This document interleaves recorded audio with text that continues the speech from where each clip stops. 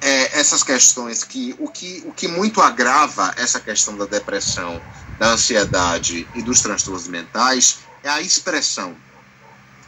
Quando a gente tem, e aí trazendo de novo essa correlação direta entre saúde mental e colonialismo, uma coisa que a Raquel Gouveia Passos, que você teve na entrevista recente com ela, e que ela nos artigos dela traz sempre, né, que é essa relação de o manicômio ser uma atualização do navio negreiro, de ter muito mais proximidade com o colonialismo, né, no texto Holocausto no Navio Negreiro, e a gente percebe, por exemplo, que existe uma lógica de transformar determinados corpos em corpos mercadorias, em corpos objetos dessa sociedade do consumo.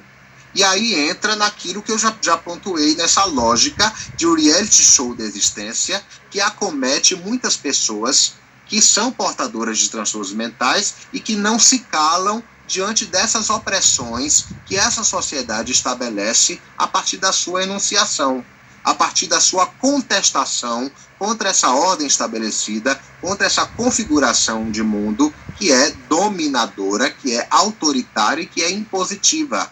Porque a partir do momento que eu estabeleço uma rede de telecomunicação mental, óptica e mental, e eu não salvaguardo a esfera protetiva das pessoas com transtornos mentais, isso é um absurdo. Isso é um absurdo.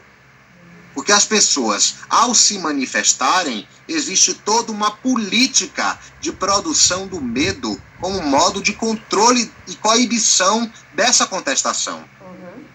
Então, sabe, existe toda uma produção do medo. E eu estava refletindo sobre isso, quando a gente arranca essa máscara colonial, essa máscara escravocrata, que nos impede de falar, quando a gente começa a falar sobre as coisas e as opressões que pautam a nossa experiência, não existe retorno, não existe como a gente colocar de novo essa máscara e nos calar diante do que a gente vive.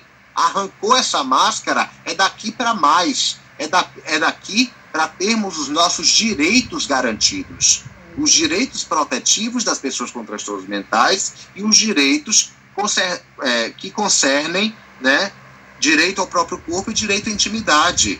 Então, quando a gente fala de direito ao próprio corpo, o que é que vem, né, na cabeça das pessoas, né? Aborto é também um direito ao próprio corpo, né? A mulher tem o direito de decidir se ela quer abortar ou não, isso é direito ao próprio corpo também.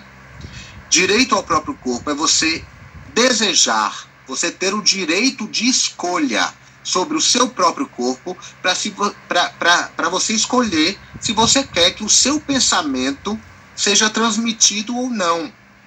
Que a sua esfera íntima e privada seja transmitida ou não.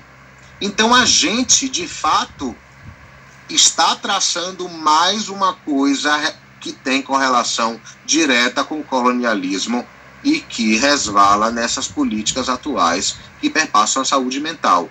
Ou seja, direito de escolha é fundamental. Porque se a gente não tem direito de escolha, isso remonta ao quê? À situação escravocrata. Quando é que os nossos ancestrais não tiveram direito de escolha sobre o seu próprio corpo e o seu corpo era uma mercadoria que sofria diversos processos de negociações, de lucros em cima do seu corpo, né, de proibições, de interdições, de interditos, de torturas, de tudo isso que acontece ainda com a população portadora de transtornos mentais, é a situação escravocrata. Você não tem direito ao seu próprio corpo. Seu corpo é uma mercadoria de um sistema. E isso ainda acontece.